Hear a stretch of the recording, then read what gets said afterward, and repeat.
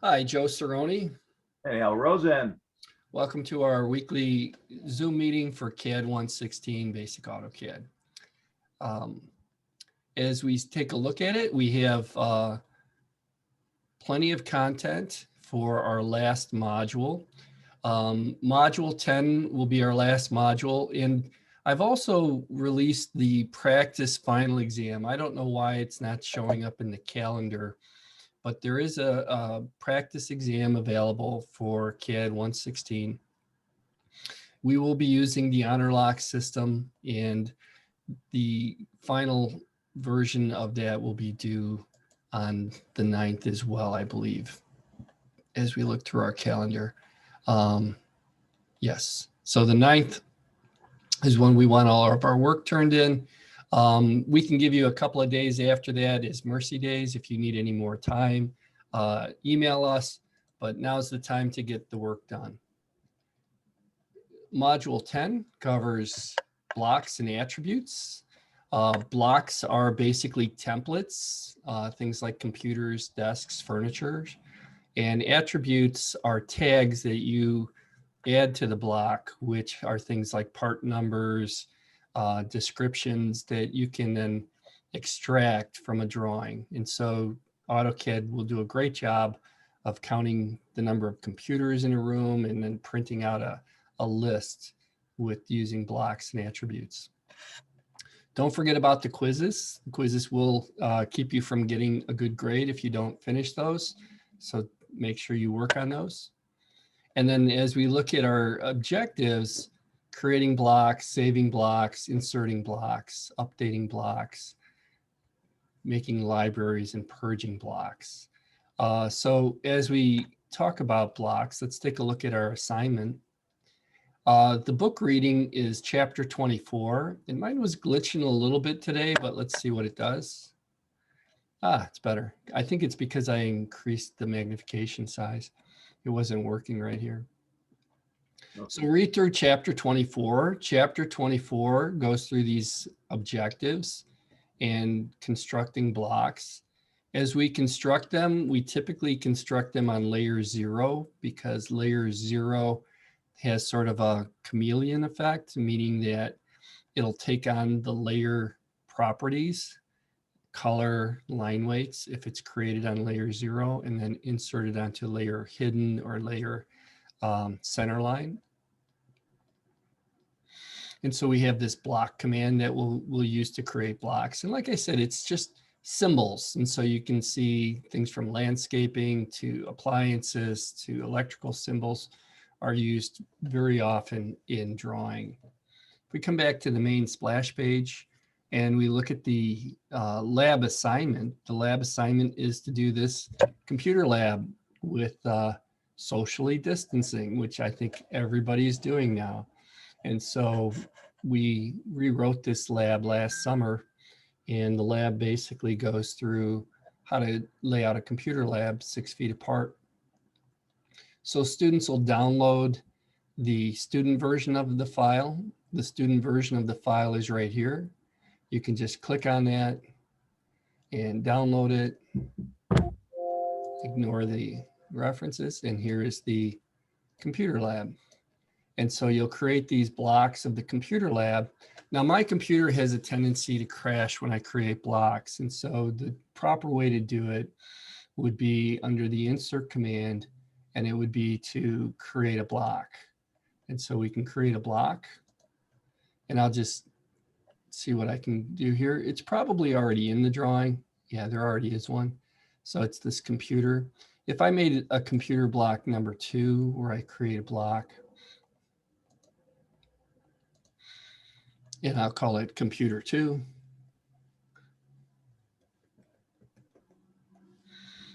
The important thing to remember is where the base point is. You want the base point to be somewhere on the part itself. I like to use the midpoint, and then you can select the objects for that.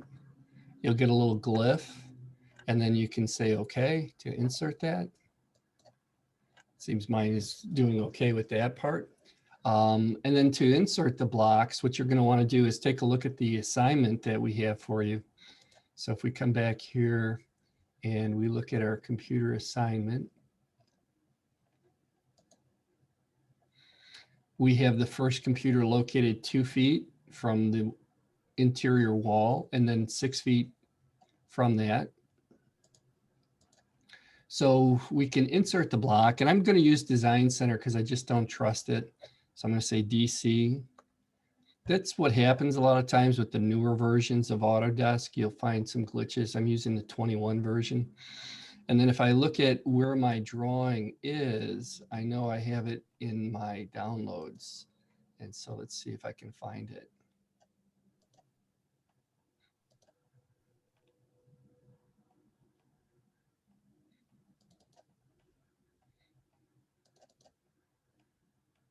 See, this is what bothers me about the Windows system right now, is that it doesn't allow me to find some of these basic things.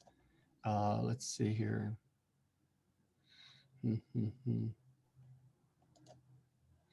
Desktop files on my computer. There it is, downloads.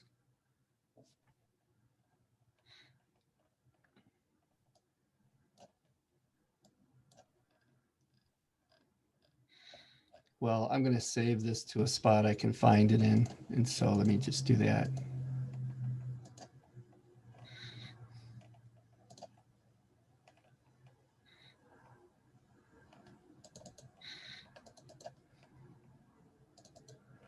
And so the lab name is XX. Replace the X's with your initials. It's typically how we do that. And that way, if you do misplace the drawing, you should be able to find it. And so I'm going to put it in my 2121 directory. I'll save it. Fine. Update the relative paths. Come back here. Let's see if I can locate that again. And so we'll go with files on my computer.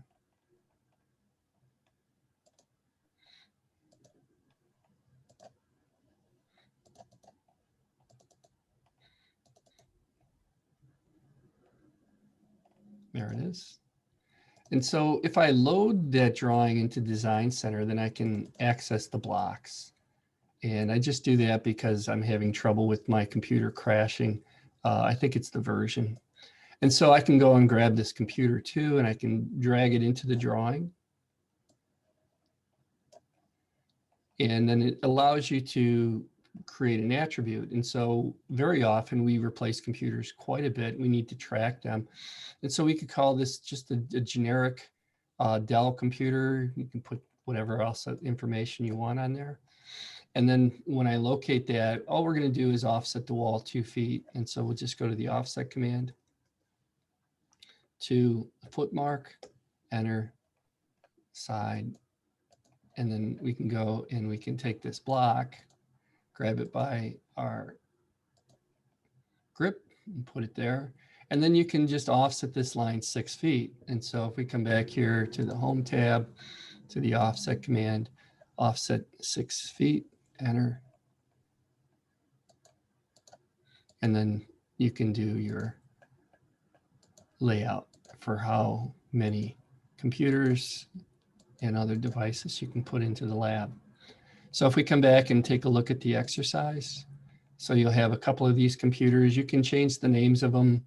Zenith used to be located right down the block from this Blaines campus, right down by ABT now. Now you never really hear about Zenith TVs and Zenith computers, but some of my CAD blocks have been around for a while.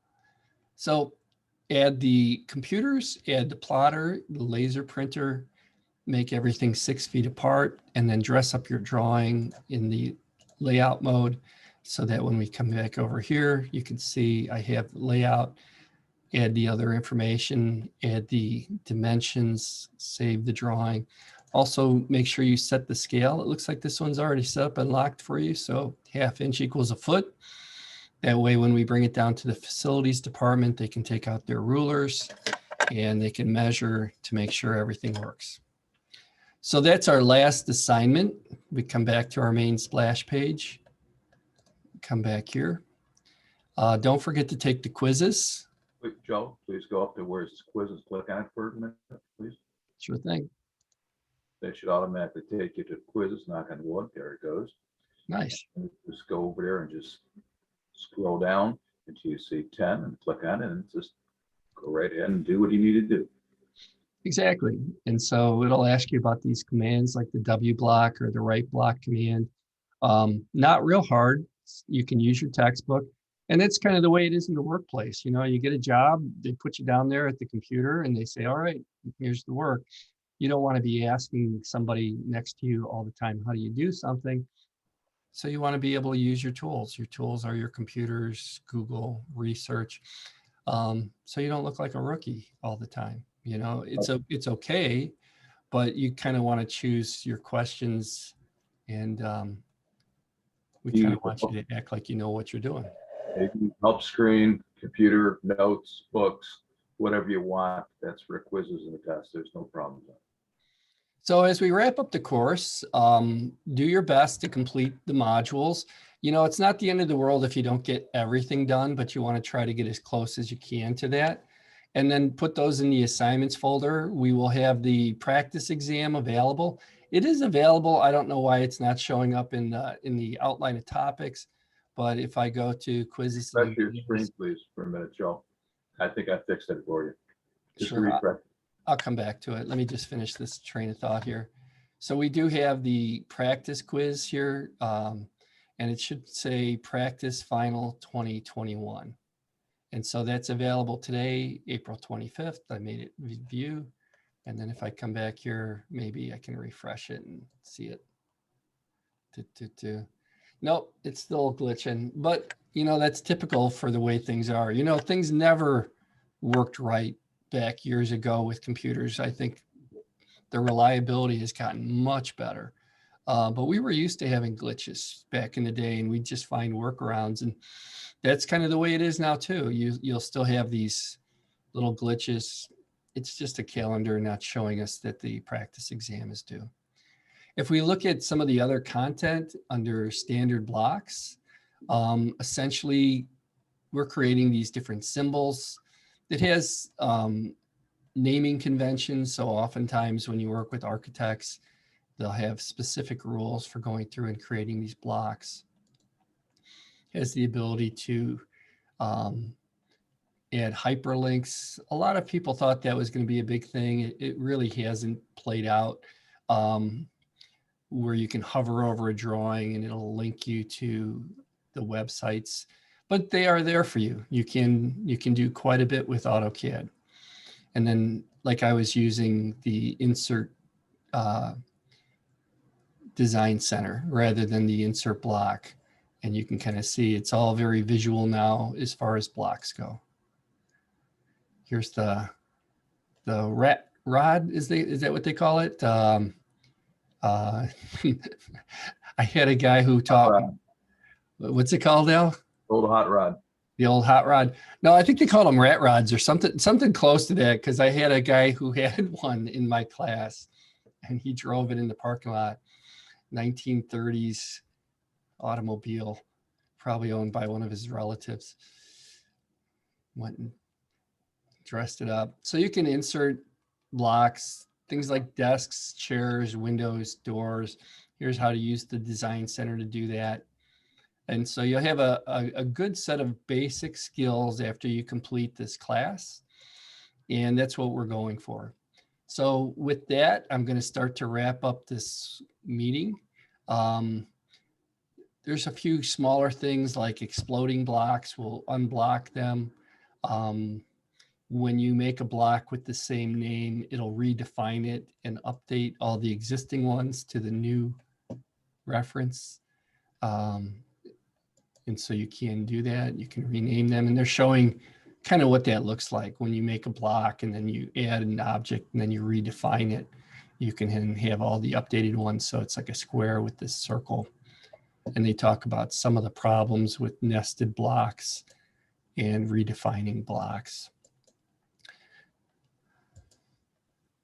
So blocks are kind of the game you play. It's almost like Lego or Matchbox cars, where you want to have the most of those at the end of the game. And so as you go through and you start to work with CAD, collect the data. Al has terrific data for you. He has all this information in Design Center for you. You don't have to go out and look for it. If there are blocks that you want to get rid of, you can use this purge command. Purge will remove anything from the block table that has a name in it.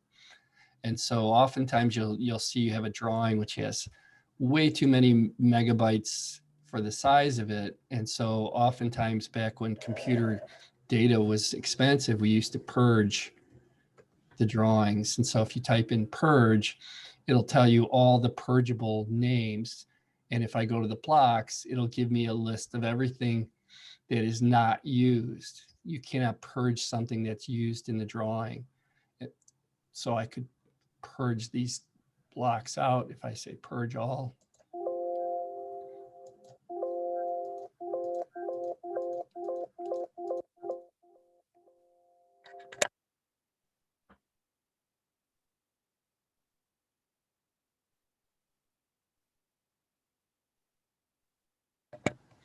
So it'll purge out those drawings, and then we can close that.